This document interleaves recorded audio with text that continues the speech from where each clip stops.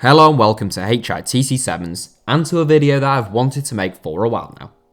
I just want to start this video by saying that when I was growing up, Zinedine Zidane was my favourite footballer to watch. I'll turn 24 later this month, and I think for a lot of people around my age and maybe 5 or 10 years older, they also grew up idolising Zidane. Just so we're clear how much of a fan I was, from the age of about 5 or 6 up until I was 13, I wore the number 5 shirt for my local team in homage to the great man, despite the fact that I played as either a striker or as a left winger and was forever being told that I should really choose another one. Even when I got back into 11-a-side when I was 16 to 18, by which stage Zizou had retired, I still opted for the number 5 shirt. Somehow it just felt right.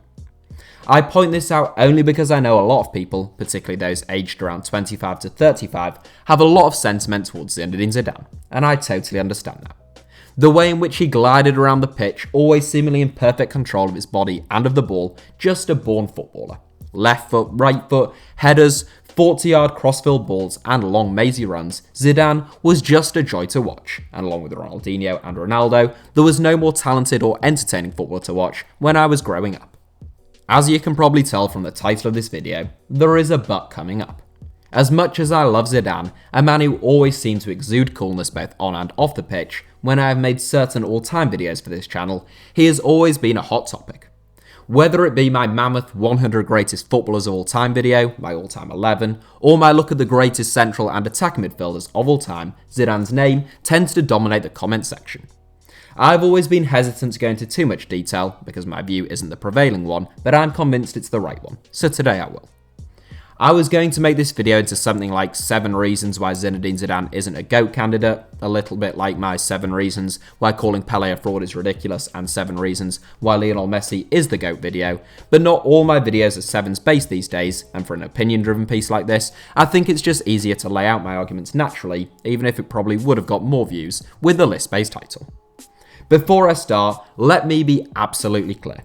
Zinedine Zidane was a world-class footballer and undoubtedly among the finest of his generation, arguably second only to Ronaldo during the 10-year period between 1995 and 2005. Against that presupposition, you will hear no debate from me. He came 29th in my list of the 100 greatest footballers of all time, ahead of the likes of Marco van Basten, Bobby Moore and Ronaldinho, as well as coming 7th in my list of the greatest attacking midfielders of all time. Meanwhile, players as brilliant as Michael Laudrup, Roberto Baggio and Andres Iniesta missed out altogether. So no one is suggesting Zizou was anything other than a gem of a footballer. However, the 29th greatest footballer of all time is one thing, but you will find many people who will make a case for the Frenchman being a top 10, 5, and even the greatest footballer of all time. In fact, I've no doubt some of you who are watching this video would put Zidane at least in your top 10. If you Google the words greatest footballers of all time, well, bizarrely my video only comes up 3rd, which is a travesty, but that's beside the point. If you Google that and take a look at some of the results, you'll find a general consensus of around 7th or 8th place for Zinedine Zidane. Bleacher Report's list of the 100 greatest players of all time has him in 12th, the History Channel's poll puts him in 10th, Pace Magazine puts him up in 8th, 90 Min as high as 6th, and 442, with one of the most famous lists, has him right up in 3rd place, ahead of Johan Cruyff, Cristiano Ronaldo, and Alfredo Di Stefano. In UEFA's 2004 Jubilee poll on Europe's 50 greatest footballers of the last 50 years, Zidane came top with more votes than anyone else. It's clear to see that I chronically underrate the former Juventus man. Or is it? I'll kick off by talking about what made Zidane so great and why people are spot on when they consider him to be an unbelievably brilliant footballer. As I've already alluded to, Zizou had many strings to his bow. As well as being technically magnificent, possessing an incredible first touch and world-class close control, he could also mix it up a bit. Whilst fans tend to be quick to recall Zidane's technical prowess, former opponents tend to focus on his physical attributes. Zizou was 6'1", he was a powerful runner, strong in the tackle, and a force in the air. When he wasn't wowing spectators with an elegant Marseille turn, Zidane was no stranger to leaving one on an opponent, and we saw the nasty side of his game more high-profile moments on more than one occasion. Zidane was not particularly prolific. He scored 12 goals in his 3 most productive campaigns in front of goal, those 3 being his final season at Bordeaux and his first 2 at Real Madrid. However, the Frenchman often scored spectacular goals. I was there in Lisbon when Zidane scored a superb free kick against David James at Euro 2004. He scored an absolute stunner from range against Sevilla in the 2004-05 season, and his left-footed volley against Bayer Leverkusen wasn't just a magnificent goal, exhibiting awe-inspiring technique. It was also both of those things, but on the biggest stage in club football, a Champions League final. Goals like that are great for highlight reels, and they sort of paint a picture of a more frequent goalscorer than Zizou really was. Trying to think of 3 Filippo Inzaghi or Klaas-Jan Huntelaar goals is trickier than thinking of 3 Zinedine Zidane goals, for example, despite the fact that they both scored plenty more than the Frenchman. What made Zidane really special, and what makes most non-prolific goal-scoring midfielders special, was his speed in transition. Zidane's ability with the ball at his feet allowed him to turn a game in an instant. His first touch rarely had the sole intention of just getting the ball under control, but more often than not, already sent him in the right direction. Zizou's first touch would often take an opponent out of the game, and as such, his second could often be stretching the game, playing someone else in, or seeing him bear down on goal. It's this sharpness of the feet and presence of mind that often separates footballers between those who are only very good and those who are truly great, and Zidane was most assuredly the latter. So we're talking about a footballer with superb technique and athleticism, the ability to beat you with skill or strength, and a remarkable presence of mind. So far, so good. It's worth noting, however, that almost all of those compliments could be bestowed among the majority of all-time great footballers.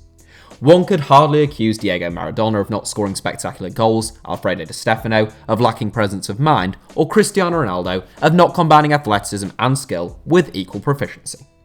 To be a genuine candidate for the title of the greatest footballer of all time, of which I would argue there are only really 2, or even for the top 10, there are many other factors that come into play.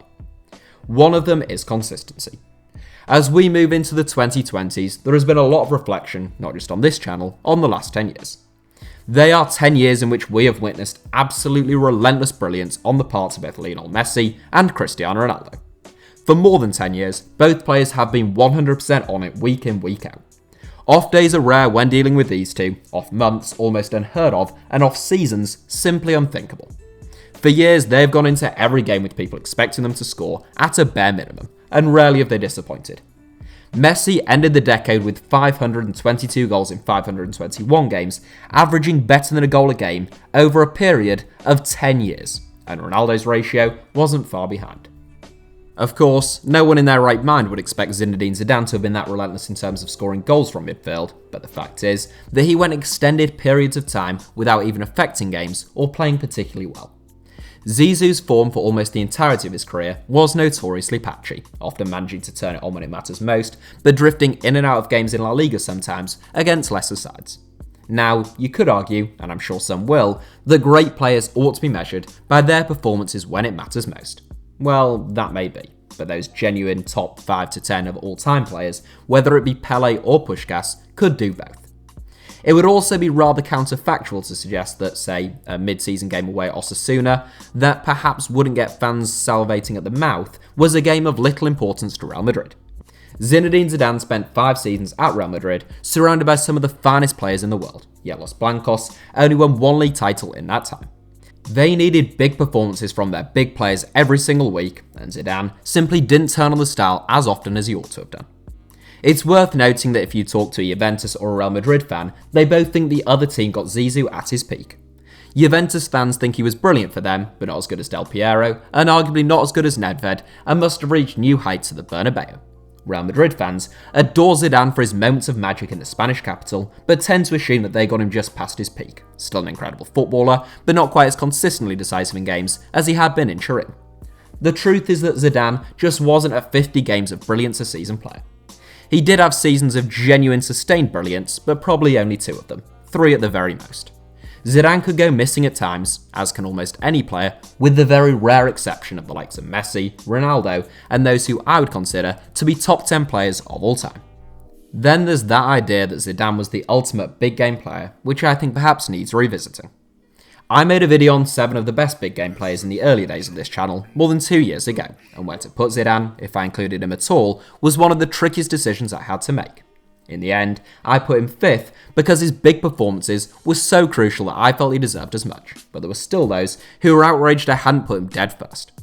Some of Zizou's big game performances were tremendous, such as his already mentioned goal in the 2002 Champions League final against Leverkusen, his brace against Barcelona in the 1998 World Cup final, and his performances at both Euro 2000 and the 2006 World Cup, most notably at the quarterfinals against Brazil at the latter. Some of those displays live long in the memory, and perhaps they've rather airbrushed out some of his lesser performances on the biggest of stages, but it would be remiss of me not to mention them here. In Zidane's first major final, the second leg of the 1996 UEFA Cup final, having missed the first leg, he was ineffective against Bayern Munich. He reached 2 Champions League finals with Juventus, losing both and failing to make an impact, as well as being dominated by Roy Keane in the Champions League semi-final in 1999. In the international game, Zidane was twice sent off for France at the World Cup, most famously in his final game of the 2006 World Cup. Now, I despise Marco Materazzi as much as the next rational human being, but it is impossible to overlook the fact that Zidane had been crucial for France at that World Cup, and his dismissal essentially sealed Italy's route to glory and France's fate of failure in the final. I've already mentioned that Zizou wasn't quite as prolific in terms of scoring goals as perhaps many would imagine. He scored a grand total of 125 goals in 684 games at club level, putting him behind contemporary midfielders like Paul Scholes, Steven Gerrard and Frank Lampard in the scoring charts. But I don't think that should be used as a stick to beat him with. As I've said, Zidane's goal scoring wasn't the key element of his game, and other world-class midfielders like Xavi and Iniesta have had similar or even inferior records in front of goal whilst also being absolutely pivotal to their teams. It is worth pointing out though that Zidane also wasn't particularly fruitful in terms of assists. For a pretty creative central midfielder, Zizou made only 92 assists throughout his entire career for both club and country. Again, I wouldn't use that as any kind of argument against Zidane's brilliance, and we see similar numbers with a player like Paul Scholes, who often provided the assist for the assister, so to speak, but it's still worth addressing. Ultimately, Zinedine Zidane's legacy is a remarkable one, but one that is overplayed by certain people who just haven't sat down and thought about it for long enough. He is an all-time great and a footballing icon, he just isn't a serious contender for the title of the greatest footballer of all time, nor should he be considered for the top 20 if all emotions and recency bias were stripped from the conversation. When you look at the players who I would consider the 5 greatest footballers of all time, and they are Lionel Messi, Pele, Diego Maradona, Cristiano Ronaldo and Alfredo Di Stefano, all could do just about anything Zinedine Zidane could do, and a whole lot more. It would be fair to say that he was stronger than Messi or Di Stefano and a better passer of the ball than Ronaldo, but that would be nitpicking. Zidane was a man who could win you a football match, maybe even a whole cup competition, but Messi, Di Stefano, Ronaldo, Pele and Maradona could do all those things, and they could also drag you to a league title. Zidane was phenomenally talented, but he was neither as talented nor as consistent as those who truly ought to be considered when discussing the greatest footballers to have ever lived. He belongs in discussions with the likes of Iniesta, Laudrup, Baggio and Xavi, not Messi, Ronaldo, Pele and Maradona. This video will be unpopular, and it will probably get among my worst likes to dislikes ratio of all time, primarily from people who don't even take the time to watch it. But at least, in future all-time videos, instead of having to explain myself when people comment saying Zidane with a string of exclamation and question marks, I can send them the link to this video rather than taking the time to reply. Zidane is a legend of the game and still a hero of mine, but the greatest footballer of all time, he is not. Anyhow, thank you to those of you who have watched the whole video, I hope you enjoyed it. I'd love to hear your views in the comments and any other video ideas you have for me as always. If you enjoyed the video, even if I'm yet to fully convince you, feel free to hit the like button, and do of course, make sure you are subscribed to HITC Sevens. Did you make sure you were? Welcome aboard if so. Thanks again.